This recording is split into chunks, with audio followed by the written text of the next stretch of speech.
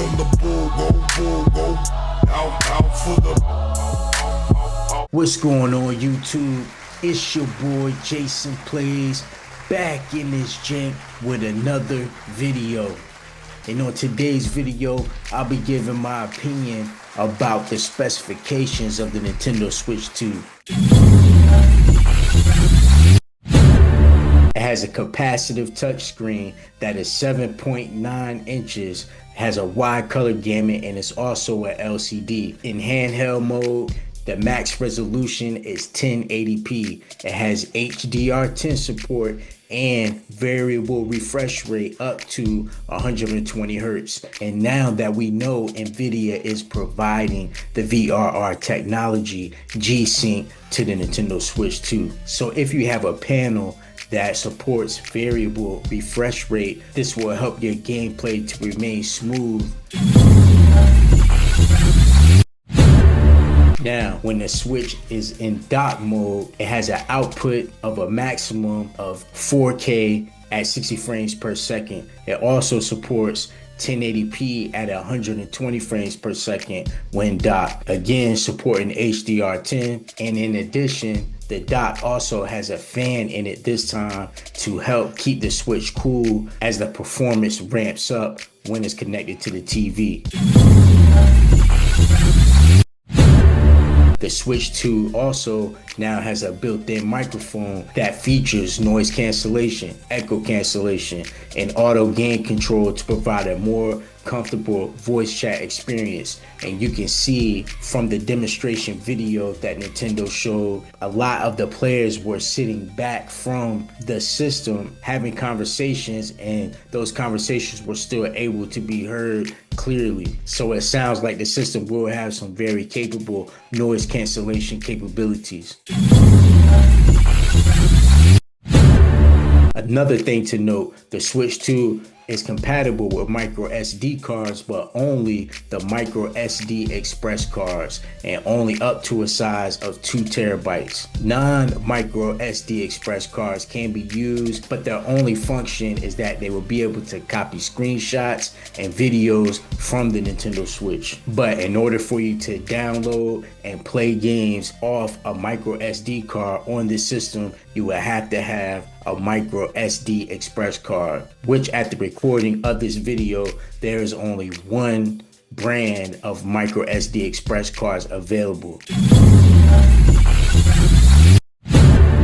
It also has 2 USB-C ports. There's a port on the bottom of the system, just like the Switch 1, which is used to charge the console and connect to Nintendo Switch 2 dock, but there is also an additional USB-C port on the top of the console that can be used to charge and to connect accessories to the console, like the Nintendo Switch video camera. The Switch roughly has a 5200 milliamp hour battery, which gives you a charge time approximately from 2 to 6.5 hours. Nintendo notes that these are rough estimates and the battery life will depend on what game that you're playing. So if you're playing Hades 2 versus Cyberpunk 2077, you will probably see a greater distinction on which title gets the most battery life. Now, unfortunately, the Joy-Cons won't contain hollow sticks, but they will have HD Rumble 2. They will also provide mouse features like similar to a mouse on a PC, and the Joy-Cons connect to the system electromagnetically. Nintendo will also be releasing a Switch 2 Pro controller, which also includes HD rumbles, motion controls, built-in amiibo functionality, capture button, C button for game chat, and it also has GL and GR buttons, which are essentially paddles. There's also an audio jack with 3.5mm plug, as well as the controller includes a USB-C cable. One thing that I am excited about is that it seems that Nintendo has also finally incorporated a system level appropriate game chat. And Nintendo says this is a brand new feature on the Switch 2 system that lets a group of up to 12 people chat while playing games. You can share your screen in real time, even if you're playing different games, Whether you're sharing an in-game discovery or just waving hello, game chat makes you feel like your friends are right there with you. And then along with that, you can see where a USB-C camera to your game chat, which just adds another layer of immersiveness. Now, this is a feature that people would think that Nintendo would not even dare to incorporate. But I think that Nintendo is now taking the approach of letting parents determine what their kids have access to. Now to the NSO expansion pack, the GameCube application will be finding its way to the Nintendo store. This will be exclusive to Nintendo Switch 2 users only. In addition to the application being available, they will also release a wireless GameCube controller. And one of the main titles that they showed off was F-Zero GX, which gives me some hope that we will eventually have a return of a new F-Zero game. So obviously the CPU in the Nintendo Switch will be powered by NVIDIA technology, and NVIDIA claims that the Switch 2 is 10 times more powerful than the Switch 1. But Digital Foundry has said that the system's raw power is actually around 3 teraflops in handheld mode and 4 teraflops docked. So far, they say it seems to be on par with a PlayStation 4, but with updated software features and AI upscaling. The internet at this point has been flooded with comparisons of Switch 2 games up against PS4 and PS5 games, and the Switch 2 looks to be sharper and more detailed images than what you see on PlayStation 4 versions of games. And even in some cases, the Switch 2 is producing results that are even better than what the Xbox Series S is doing. So with that being said, that is very promising for the type of games that we could potentially be seeing on the Switch 2.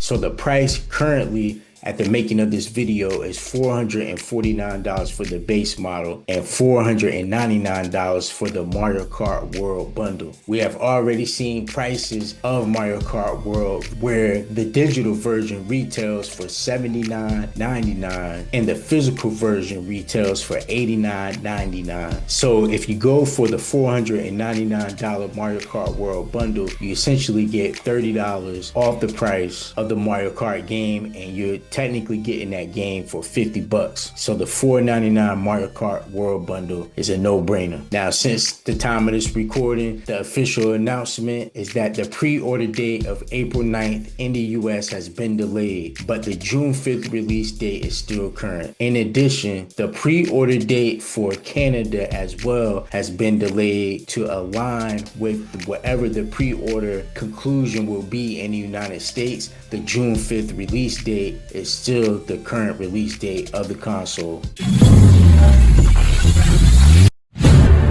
So because of the ongoing tariffs, it is assumed that Switch 2 may be re-announced at a higher price point. During the pandemic, Nintendo established another manufacturing opportunity in Vietnam, and unfortunately, Vietnam is included in the Trump's tariff list, which may ultimately increase the MSRP. But for what I'm seeing here is offered hardware-wise in comparison to the Steam Deck and the Asus ROG Ally, Switch 2 seems to be priced appropriately at $449 and $499. So even with the pandemonium with the tariffs and the possible price changes and the uncertainty that's circling the industry right now in regards to the Switch 2, I'm still excited about getting my hands on a Switch 2 when I have the opportunity. Are you excited about what Nintendo announced as far as the system specifications, or do you think that the Switch 2 could have been more?